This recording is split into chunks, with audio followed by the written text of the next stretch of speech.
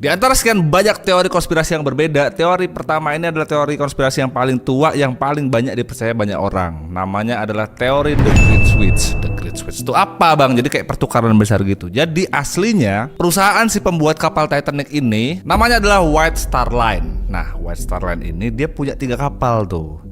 Yang pertama tuh namanya Olympic, yang kedua Titanic, baru yang ketiga tuh namanya Britannic. Gitu, kurang lebih begitu namanya. Nah, selama ini yang kita lihat dan tenggelam itu sebetulnya bukan Titanic.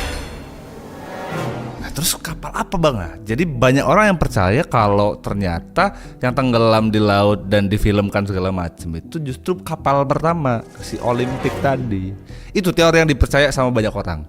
Detailnya begini. Jadi setahun sebelum Titanic ini jadi, kapal Olympic ini udah tenggelam karena kecelakaan parah di tanggal 20 September 1911. Jadi sebelum Titanic ini jadi, setahun sebelumnya, kapal pertama ini, si Olympic ini udah pernah kecelakaan. Dia ditabrakkan nama kapal perangnya Inggris. Dan karena kejadian itu, nih kapal tuh jadi rusak parah gitu. Lambung kapalnya rusak, kerangka bajanya pada bengkok, baling-baling kapalnya juga rusak parah, hancur parah lah pokoknya. Dan karena kejadian itu, nih kapal di Olympic ini harus dibawa balik ke galangan kapal gitu untuk diservis, kayak ruang servis mereka lah. Nah, masalahnya ada di pengadilannya. Jadi karena kejadian itu, pemerintah Inggris itu memutuskan kalau semua kesalahan ini tuh dilimpahkan sama kapal Olympic tadi. Masalahnya di mana, Bang? Nah, kalau kapal Olympic ini jadi satu-satunya tersangka nih, perusahaannya tadi tuh loh, White Star Line itu jadi nggak bisa ngeklaim asuransinya.